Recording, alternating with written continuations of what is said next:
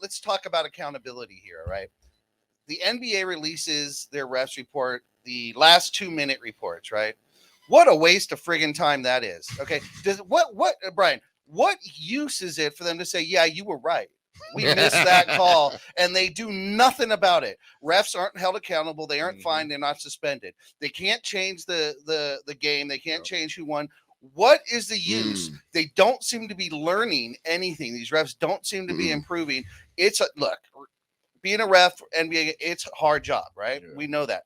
But what in the world are these last 2 minute reports serving besides just to rub it in and make it more sour? That's pretty much what it kind of seems like it is most of the time. You know what's happening in the, when it's going on. We're all sitting there saying, oh, here we go. We're going to read it in the last 2 minute report. And then you read it and it's just like, okay, so now what? Yeah.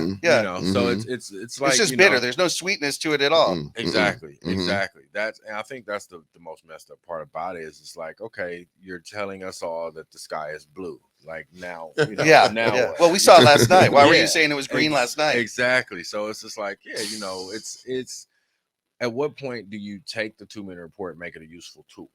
Right. Like, it's great that you have it and it's great that you can put that into. So like, how do you actually put that into play? But look, see, the interesting thing about that is like, let's say they actually do something like to the refs or there's consequences because we don't know what happened. You're never going to know what's going to happen with the refs. Yeah. I know they have their own union and all that type of stuff, and it really does put the refs in and I'm not trying to defend them. I'm just thinking like it puts them in a really bad spot, right? Because if you come up on this report and of making bad calls like in the last 2 minutes, right? Now you have pressure to, oh my God, I came up on this report. This game is close. Do I call a foul or do I not call a foul? You know what I'm saying? And because I know a report about to come out tomorrow. You know what I mean? If they say, oh, you know what? Let me call the foul, and if it's a bad call, it's another thing. And now people know their names. Well, so I would say it's a really big gray area for them. I just rather the report just not be out. Yeah, the report is useless. But what they need to do is, as you said, it should not be there made is public. Either replay or there isn't replay. They've got officials in Dukakis, whatever, New York, watching the friggin' games, making those final calls. Somehow they got to institute that quicker. Somehow you got to go back. Secondly, Jeff Van Gundy's right. If you challenge a call and you win the challenge, you should get your challenge back because he could, but you can't challenge a non-call, but you should be able to. If you have replay, look, it's the integrity of the game, guys. Exactly. It's if you want to keep fans, because we believe that this is real. We believe that this is up to fate, not pre-scripted. But then when you look at a game like last night, man, you're looking at it going, dude, okay, so not only did Schroeder get a T for saying, hey, Beverly got a T for saying, hey, LeBron's on the ground screaming, and we won one challenge. And we won a challenge. I mean, add those up, man. The shit was going against us. Oh, yeah. Yeah, dude. Yeah, 100%. Like me personally, to be honest with y'all, I just rather replay not be there at all and just deal with the human element, But if replay is going to be there, then we have to use it for 48 minutes. Because honestly, human element is KD with his foot squarely out of bounds and throwing the ball in. That's human element. Yeah. You know what I'm saying? That call could have been so fixed if we would have had some kind of video assistant. Now, one thing about the report though, this and going back to what you said about the referees putting themselves out there. They're writing these reports because they're missing clear and obvious fouls.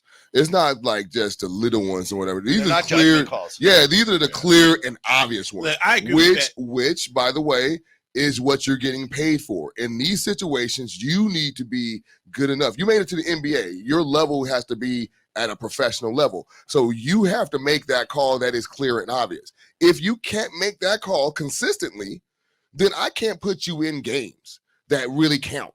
Because this is regular season. Imagine if it was an NBA Finals, okay? I can't have this crew in there. And so if we're not talking about we can't find them, we can't fire them, we can't do all this. And what this is the only way that we can hold themselves accountable. If they're scared to be on the list, then guess what? Don't be on the list. Look.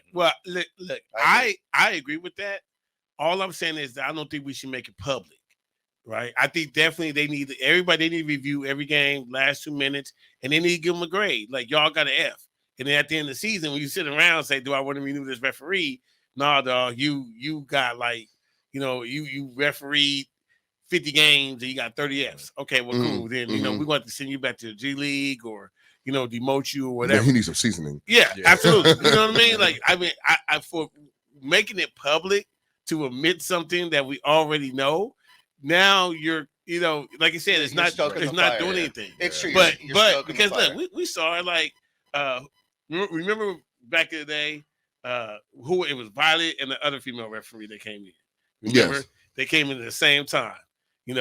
Violet came in, she was good, and it was all the big uproar about these two female referees and groundbreaking and everything. Violet had a 20-year career. The other one didn't. Why you think she didn't? Because she wasn't good. You know what I'm saying? And so I think that's the proper thing you should do. Yeah, I don't think you can call out the refs' names, because then the second you see that ref in a game against 100%. You're watching him with goggles and magnifying glass, and you're gonna call out everything. So you're right, that should be kept private. However, they have to release what they do in order to hold these refs accountable. But it has to be some sort of transparency between the fans that are buying into, like you said, into this product, to want to believe that it's not being rigged, and for, like you said, to have the accountability on the other side. We just gotta know.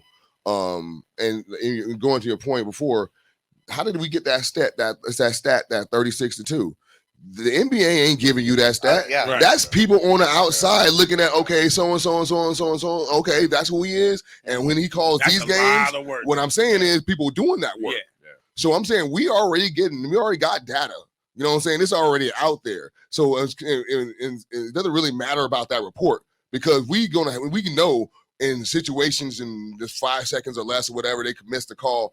Then there's somebody out there, best believe, got that dude's record on situations like that. Like, brings up a good point. Should we get a box score for the refs? No. Should we know this ref tends to call traveling more than any other ref? Ref tends to do this more. I think the guys in Vegas have that. I think the people in Vegas do you think that would hurt? Would that hurt or help? Well, I mean, if you're in the league, most of the players in the league, coaches in the league, they'll tell you they kind of know the refs and what they tend to call and stuff like that. For the casual fan, I don't think it'll make much of a difference. But when you also tie into like this kind of new landscape that we have now in the NBA, NFL, and everything with sports betting, that's the big thing. It's just like, okay, well, now if everything can swing, like, you got to think how many over under swung last night, how many, stuff like that. So when you get into all of that, that's where like it's like, okay, you can't really not have too much transparency because there's so many working parts. But there's not going to be a blanket, there's not going to be a blanket fix. Everything is going to be kind of like a hit and miss. Anytime you have humans making the decision, then you're going to have mistakes, you're going to have, judgment calls and so forth.